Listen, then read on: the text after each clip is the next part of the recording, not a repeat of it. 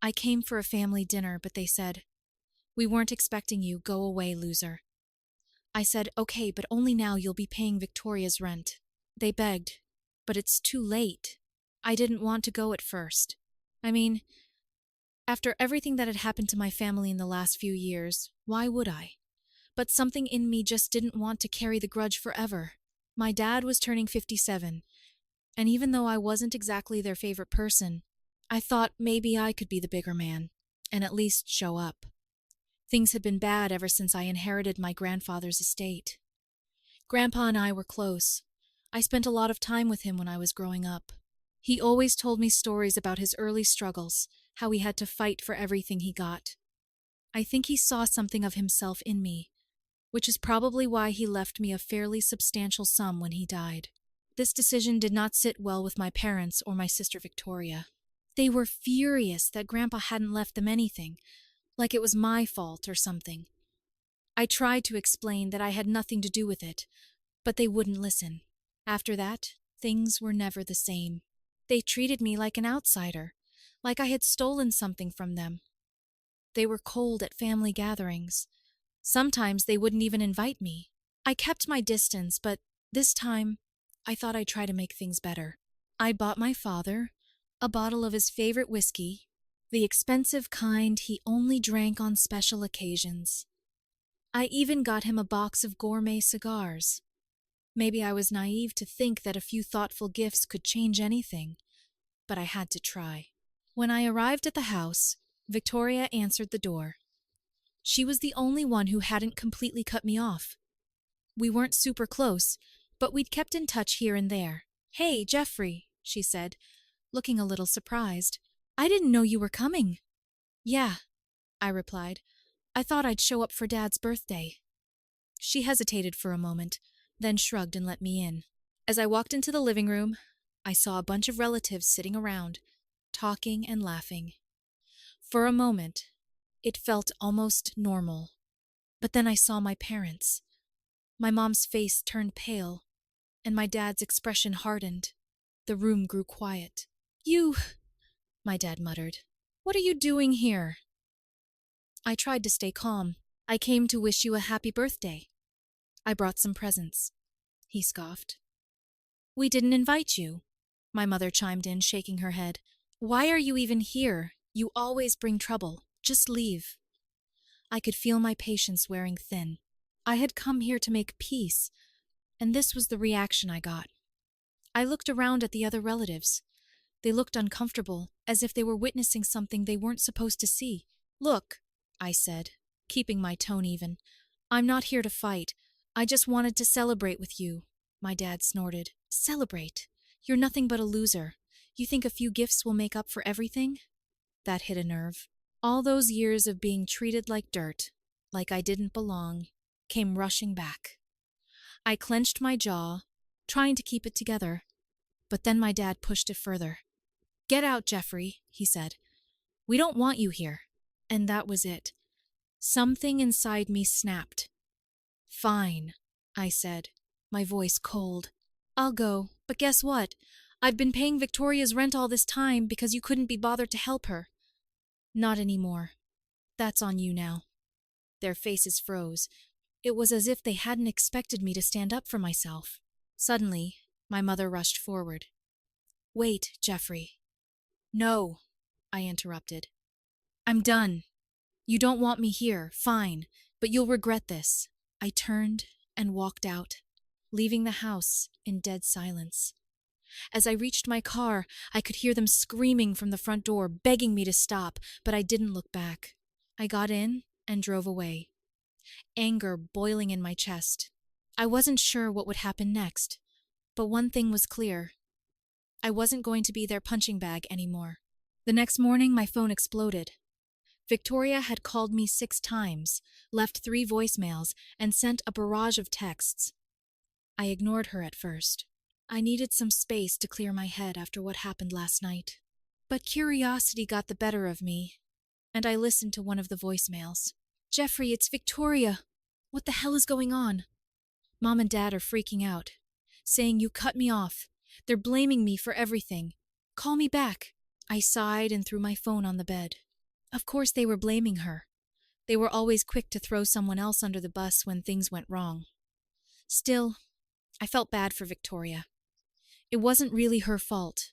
I'd been helping her with the rent for the last 2 years because our parents refused to lift a finger for her when she was struggling. But I wasn't going to let them guilt me into continuing, not after the way they treated me. About an hour later, Victoria showed up at my apartment. She didn't even knock. She just barged in. "Jeffrey, what the hell have you been doing?" she demanded. "Good to see you too," I said, crossing my arms. "I'm serious," she snapped. "Dad called all the relatives and told them you threw a tantrum at the party. Now half the family is pissed at me because they think I'm the reason you stopped paying my rent." I raised an eyebrow. "Wait, what? He told them that?" "Yeah," she said, throwing up her hands. "They say I must have sided with you against them or something. Uncle Mark called me this morning and asked me if I was plotting with you. It's crazy." This was new. I hadn't expected the rest of the family to get involved so quickly. I leaned back against the kitchen counter and tried to take it all in. "Well, Victoria, I'm sorry you got caught in the middle," I said. "But I'm done being their scapegoat. They've treated me like crap ever since Grandpa's inheritance. They didn't even want me there last night. I'm not going to keep playing nice when all they do is insult me." She crossed her arms and glared at me. "They could have at least talked to me first. You know I need that money." "I know," I said, softening my tone. "But maybe it's time for them to take some responsibility. They're your parents too. Why should I be the one to keep you afloat while they sit on their hands?" Victoria didn't answer right away. I could tell she was torn. On the one hand, she knew I was right. On the other hand, she was caught between her loyalty to me and the pressure from our parents. Finally, she shook her head. "This is going to get ugly," she muttered. "I'm ready for it," I replied. And it did get ugly. Faster than I expected. By the afternoon, word had spread throughout the extended family. I got a call from my cousin Megan, who always liked to play the mediator. "Hey, Jeffrey," she said carefully. "I heard about the fight last night. What's going on?" I gave her the rundown, leaving out some of the harsher details. Megan listened quietly, then sighed. "You know they say you ruined the party, right? But honestly, a lot of people are on your side.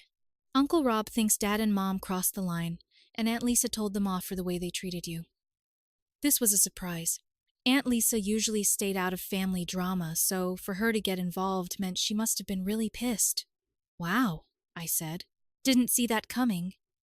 "Yeah," Megan said, "but Victoria called me earlier, and she's pissed. I think she feels like you threw her under the bus." I rubbed my temples. This was turning into a full-blown family war. Part of me felt bad, but another part of me felt relieved. For once, I wasn't the only one facing their wrath. Maybe now they'd finally see how toxic our parents could be. Later that night, Victoria sent me a long text message.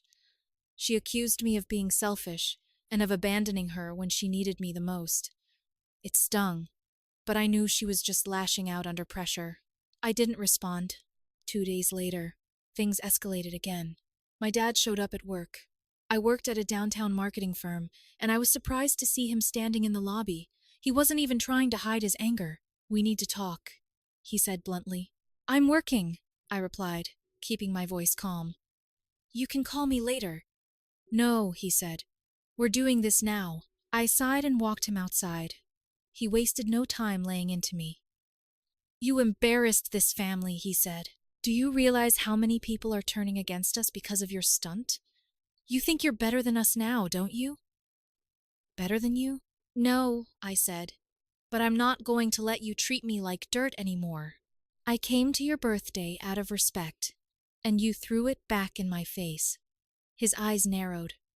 "You think you're entitled because of Grandpa's money? Without him, you'd have nothing." "That's rich," I shot back. "You're the one who's bitter about not getting a share. This isn't about respect or family.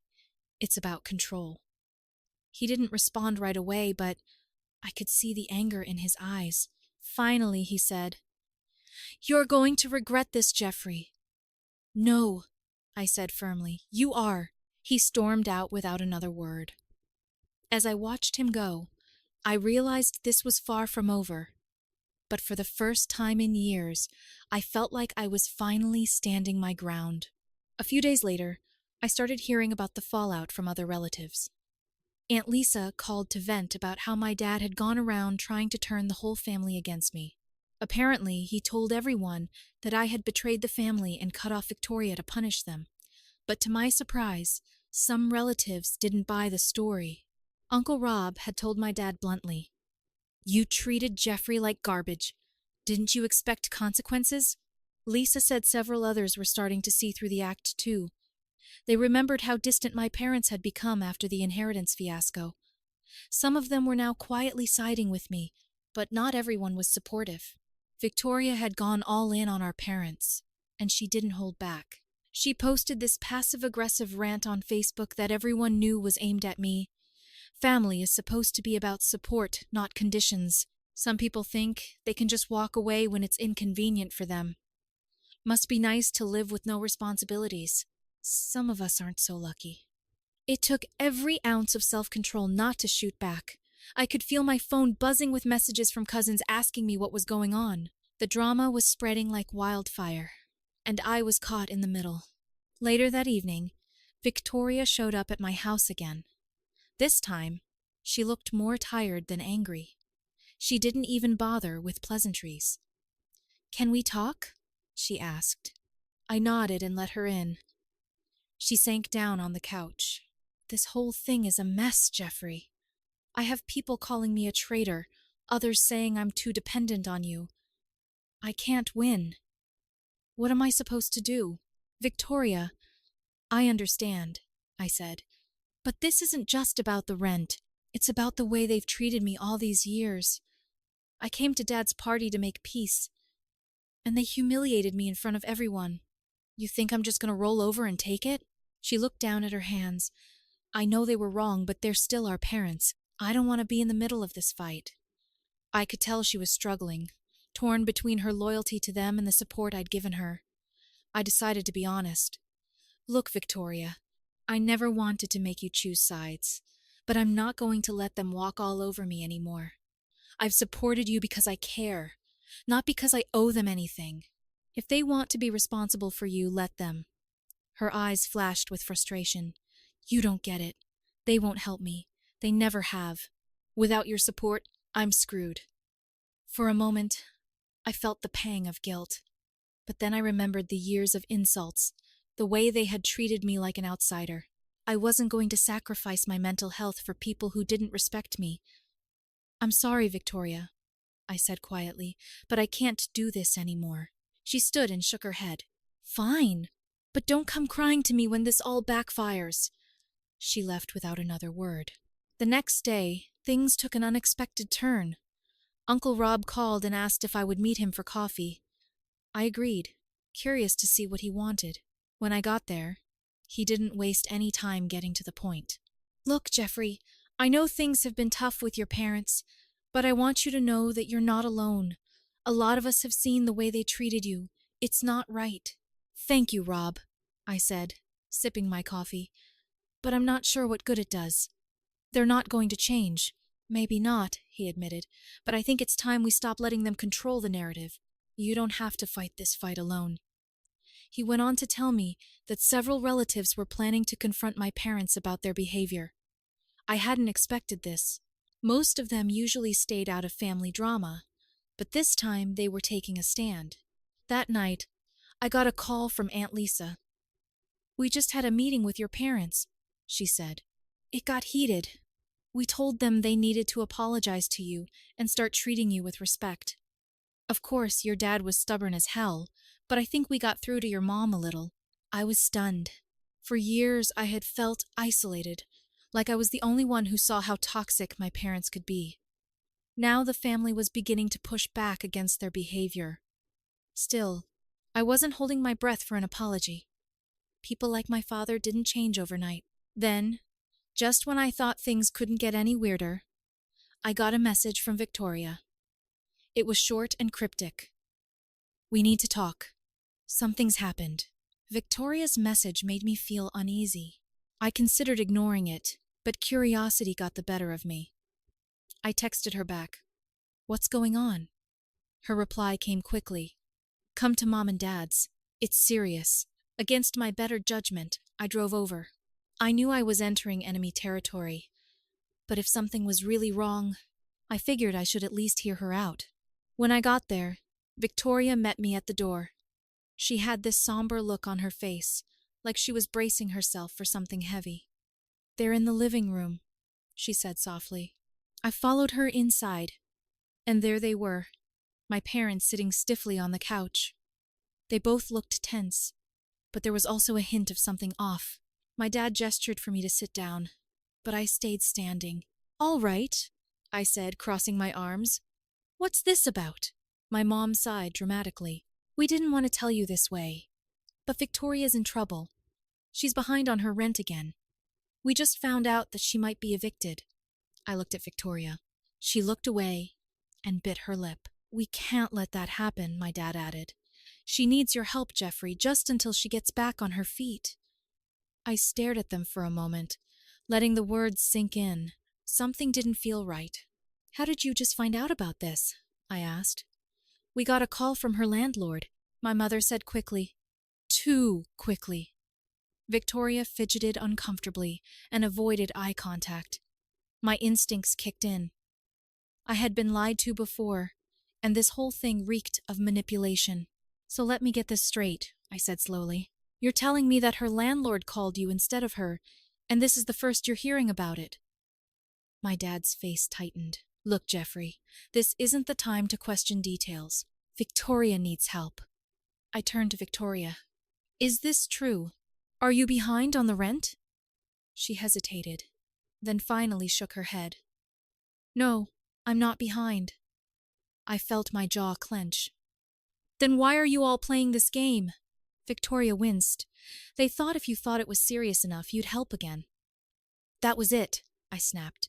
"Are you kidding me? You dragged me here with a fake emergency just to manipulate me into giving you more money?" I turned to my parents. "What is wrong with you people? You couldn't just ask me like normal people?" "Jeffrey, don't overreact," my mother said, her voice defensive. "We were trying to protect Victoria. You're the one who cut her off." "No," I shot back. "I cut you off. Victoria is a grown woman, and if she's in trouble, it's between her and me. But instead of coming to me honestly, you chose to lie, and you wonder why I want nothing to do with you." I turned to Victoria. "You went along with this?" She looked embarrassed. "They pressured me. I didn't know what else to do." "Well, congratulations," I said bitterly.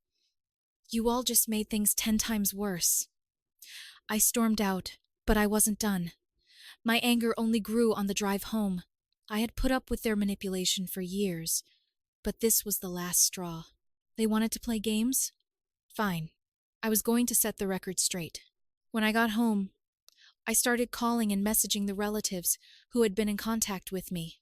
I told them everything. How my parents had lied about Victoria being in trouble.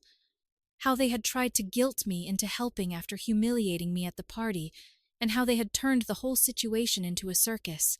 The response was swift and brutal. Uncle Rob called me first. "You're telling me they made that whole story up? Jesus Christ, that's low, even for them."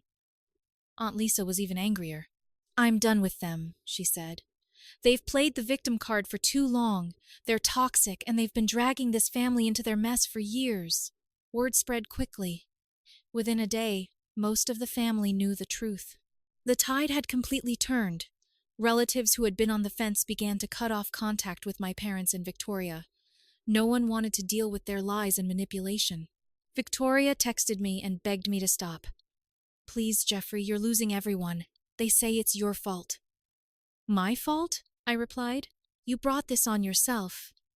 For the first time in years, I felt like I had real support. The family finally saw what I had been dealing with all along. My parents and Victoria tried to do damage control, but it was too late. No one bought their excuses anymore. It was strange. I had felt like the black sheep for so long, but now I wasn't the outcast anymore. My parents were, and frankly, it felt like justice. A week later, The fallout was complete. My parents had tried to rally support from the rest of the family, but it hadn't gone the way they'd hoped. I heard from Megan that they had even reached out to some of the more distant relatives, people they hadn't spoken to in years, to ask for sympathy. They called Aunt Marie, Megan said with a laugh as she filled me in. You know, the one who never puts up with anybody's nonsense. Apparently, your dad gave her some sob story about how you turned everyone against them. She told him, maybe if you weren't such a control freak, your family wouldn't hate you. Then she hung up on him. Hearing that was more satisfying than I'd like to admit. But the real shock came when I found out that they were trying to get help from Uncle Peter, the rich one who lived out of state. Peter had always been somewhat neutral when it came to family drama, but he wasn't naive. He saw through my parents' games years ago. I found out later that when they called him, he didn't hold back. Peter told them straight out, Megan explained. Don't call me again. I'm not wasting my time with your theatrics. It was brutal. One by one, every lifeline they tried to grasp turned to dust. The people they once controlled had finally had enough. By the end of the week, my parents were virtually isolated. Victoria tried to reach out to a few cousins, but none of them were interested in getting involved anymore. The whole family had cut her off. They're done, Rob told me. No one wants to deal with their drama. It's just them now, Mom, Dad, and Victoria, in their little kingdom of misery. I almost felt sorry for Victoria. Almost. She had chosen to side with them and enable their lies. Now she was stuck on their sinking ship. A few days later, my father actually called me.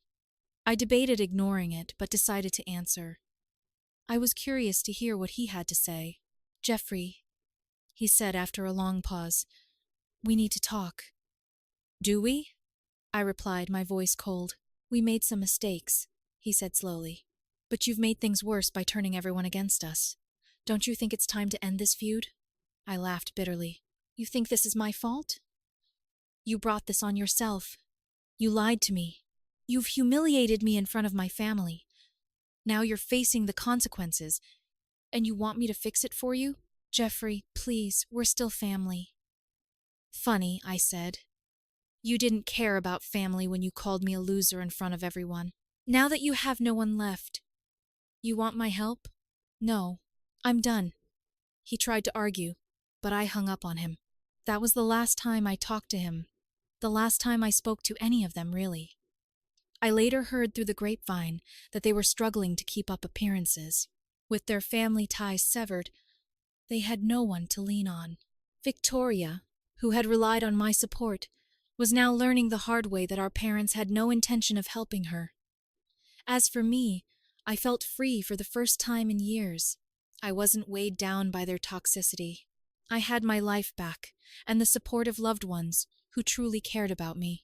My parents and Victoria were left in their self-made kingdom, with no one to blame but each other, and honestly, I was okay with that.